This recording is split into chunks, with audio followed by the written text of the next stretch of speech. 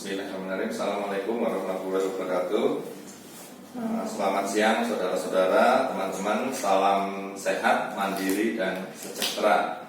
Hari ini, kesempatan ini saya mau melanjutkan materi usaha tambahan.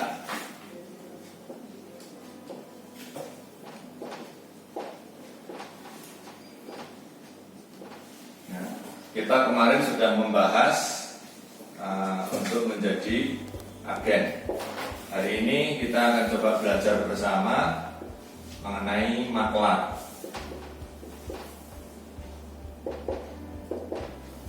Maklar atau bahasa prokernya ya, kalau bahasa umumnya ini kita kenal dengan nama perantara.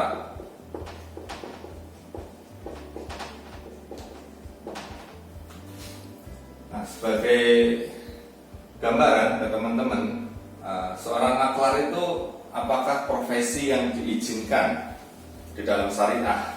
Maklar sangat diizinkan di dalam syariah karena salah satu wujud dari bentuk kegiatan dalam berdagang, ya, dalam berdagang. Jadi teman-teman tidak perlu malu karena ini halal. Gitu. Nomor satu untuk menjadi seorang maklar yang harus dipegang adalah komitmen.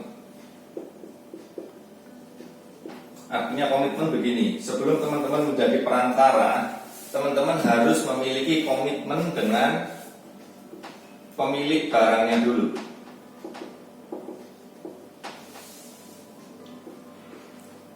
Jangan sekali-kali melakukan akad sebagai perantara atau maklar tanpa membuat komitmen dengan pemilik barang. Karena nanti akan muncul perselisihan.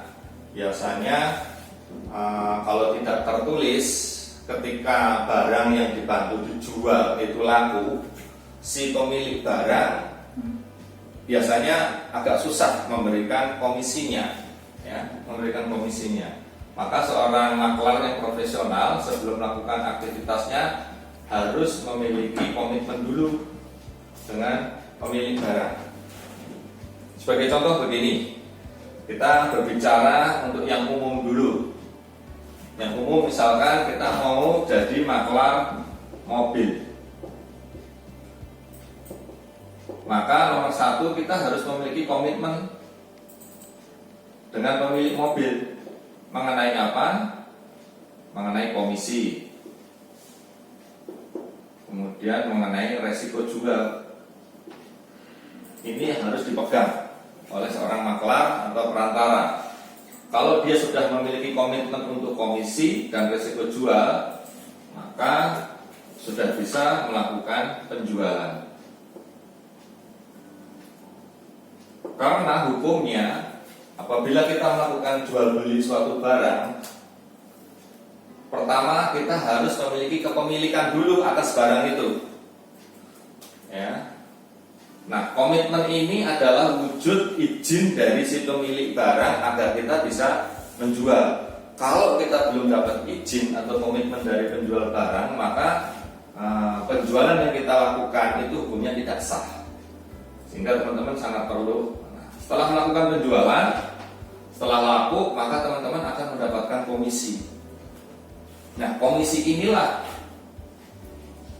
yang teman-teman nantinya bisa menjadi sumber mata pencarian atau uang dari sektor usaha tambahan di luar pekerjaan yang normally teman-teman lakukan.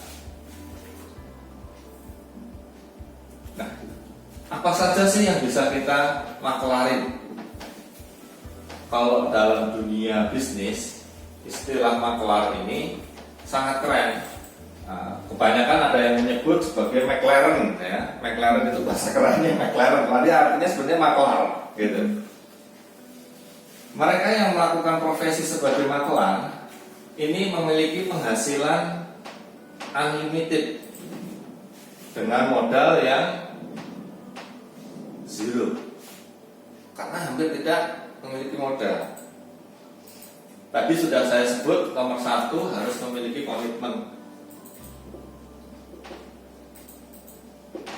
Kedua, harus memiliki integritas. seorang maklar yang tidak memiliki integritas itu hanya akan sekali doang dapat untung, berhasil. Selanjutnya semua orang akan ketok tular, tidak akan merekomendasikan diri kita sebagai maklar. Nah, agar kita sukses sebagai seorang maklar, maka kita harus memiliki integritas. Sekarang ini yang paling mudah untuk dijadikan objek kegiatan ada beberapa hal. Nomor satu, di bidang properti. Properti ini tidak harus jual, tapi juga bisa sewa. Teman-teman bisa menjadi perantara untuk kegiatan sewa. Sewa rumah, sewa ruko, sewa kantor, bisa. Kemudian di bidang otomotif. Kalau properti ini banyak sekali ya, ada gedung, ada kantor, ada tanah, dan lain-lain. Nah, sektor otomotif itu juga sangat potensial sekali untuk kita masuk dalam bisnis maklar. Saya kasih contoh yang sederhana. Di sini banyak sekali teman-teman bisa jadi maklar untuk modal usaha. Kalau dalam dunia perbankan disebut dengan arranger. Tapi itu levelnya sudah jauh. Kita yang sederhana-sederhana saja. Properti, otomotif, ya. Kemudian teman-teman juga bisa menjadi maklar untuk bidang jasa. Contohnya bidang jasa itu apa? Misalkan teman-teman punya teman seorang arsitek, maka teman-teman bisa memaklari jasa teman-teman ke orang yang membutuhkan gambar arsitek. Ya. Sebelum melakukan ini semua, menjual ini, pastikan ingat-ingat teman-teman sudah bikin komitmen dulu. Misalkan dengan arsitek tadi sudah diomongin, nanti kalau saya bisa nyariin orang yang akan menggambar rumah, total biaya yang muncul saya dapat komisinya berapa persen. Itu harus dipegang di awal. Nah, kebanyakan teman-teman, saudara-saudara, kita menjadi maklar itu karena berbaik hati.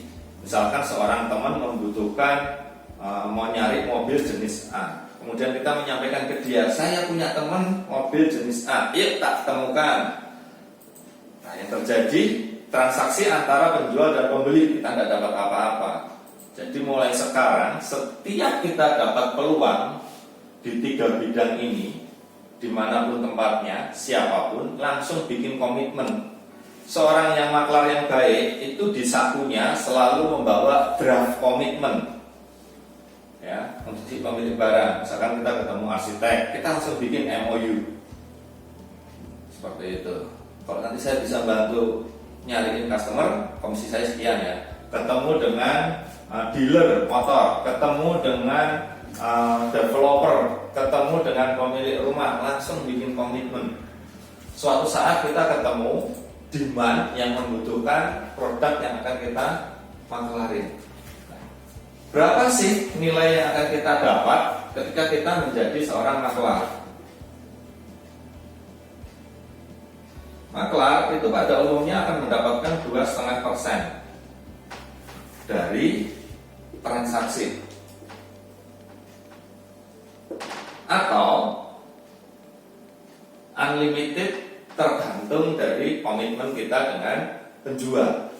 Nah, ada kalanya seorang maklar melakukan aktivitasnya dengan nama titip harga. Hal ini sangat saya sarankan untuk tidak dijalankan. Kenapa? Karena kedepannya akan mempengaruhi integritas kita sebagai seorang perantara. Contohnya kita tahu suatu rumah,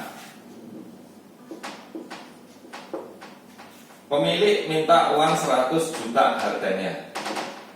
Nah, kita sebagai maklar karena ketemu orang yang membutuhkan, kita markup harganya jadi 150 juta. Kemudian kita sampaikan ke pemilik rumah, nanti kalau si fulan datang, harganya kamu harus ngomong 150 juta ya. Nanti kamu tetap tak kasih 100 juta, situ bayar saya 2,5% lagi, yang 50 jutanya buat saya. Nah, maklar yang seperti itu untung hanya sekali, tapi kedepannya integritasnya dipertanyakan. Kenapa? Si pembeli suatu saat akan tahu, oh ternyata si penjual rumah cuma minta 100 juta. Saya dimarkup oleh si perantaranya jadi 150.